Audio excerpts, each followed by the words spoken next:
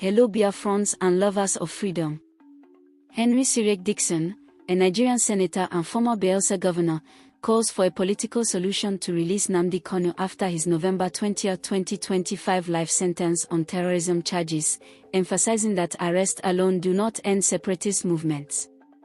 Drawing parallels to Nelson Mandela's 27-year imprisonment and Isaac Boro's 1966 Niger Delta agitation, resolved via amnesty under General Gowon, Dickson argues for dialogue to foster patriotism and address economic grievances in southeastern Nigeria.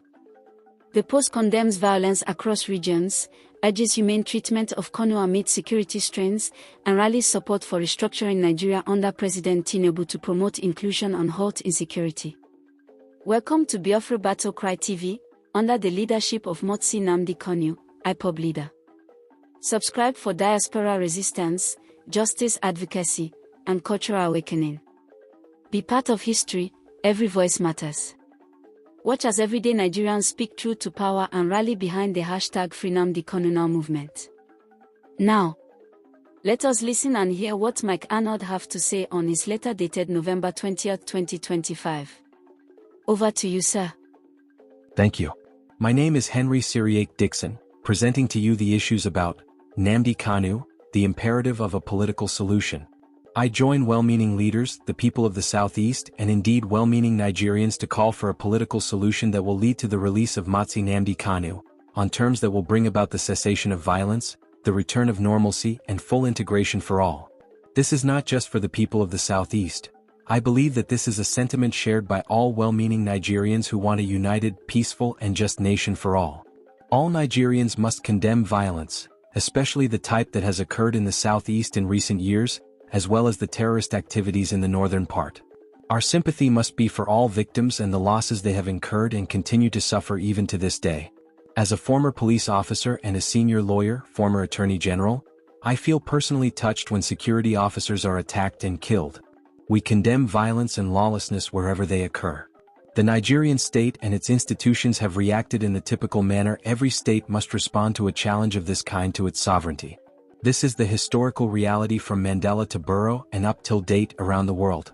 The above examples and several others globally also show that reactions by the state, by way of arrest, trial, sentencing, and even conviction and execution of agitators, do not end agitations. The solution usually lies in the initiation of a political process, midwifed by broad-minded leaders who place the national good over personal, political, and regional biases. Legal processes do not address separatist agitations that are political and economic in nature.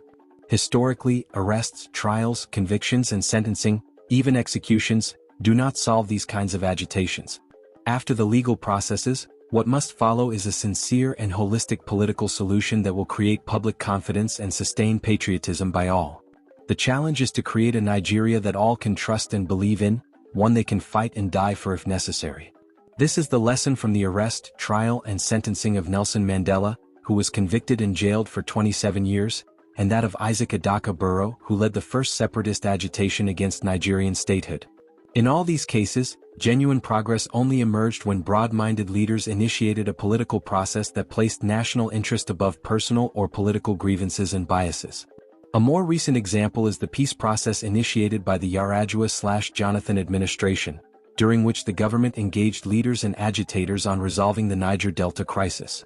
This led to the establishment of the presidential amnesty program, which has brought relative peace and stability to the region to the benefit of the entire country.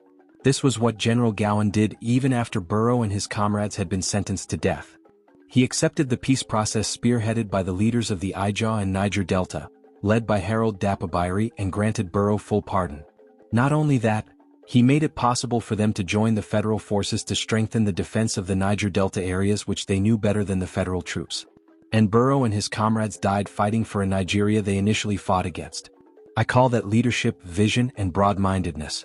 Instructively, General Gowon took these decisions at the age of 32 in the midst of an unprecedented national crisis. It was a pleasure that, as governor, I invited General Gowon, who is a father, to my state to lay a wreath in their memory at the Igbo Heroes Memorial Park, which my government built, where I buried Boro's bones after retrieving them from the Lagos cemetery after over 50 years. At this time, it is the duty and responsibility of President Bola Ahmed Tinubu, not as a politician but as a statesman and the leader of Nigeria. 2. With this conviction and sentencing irrespective of the outcome of the appellate processes which the defendants are entitled to pursue.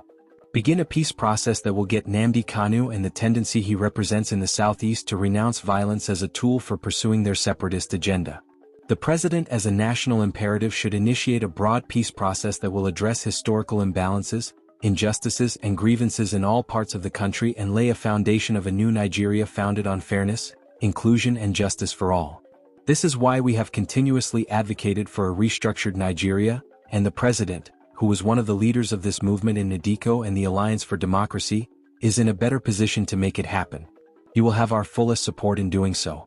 In view of the climate of instability and insecurity in the country, my advice to the government and security agencies is to take utmost care of the custody and safety of Nnamdi Kanu while legal and political processes last.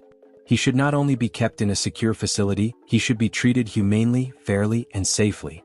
With the prevailing security challenges which have overstretched the security forces, our nation should avoid opening new battlefronts, to enable the security agencies concentrate maximally on flushing out terrorism and banditry ravaging parts of our country, especially in the north. The President will have my full support in mobilizing our national resources and working with allies to stop the ongoing ridicule and attempt to destroy the Nigerian state through persistent terrorist and fundamentalist jihadist attacks and ransom-induced banditry.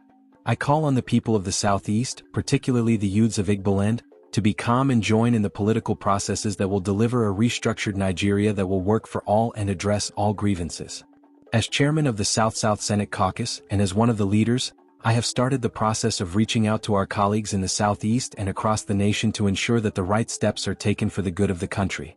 As everyone knows, I am available for any engagement that can lead to a restructured Nigeria that will work for all.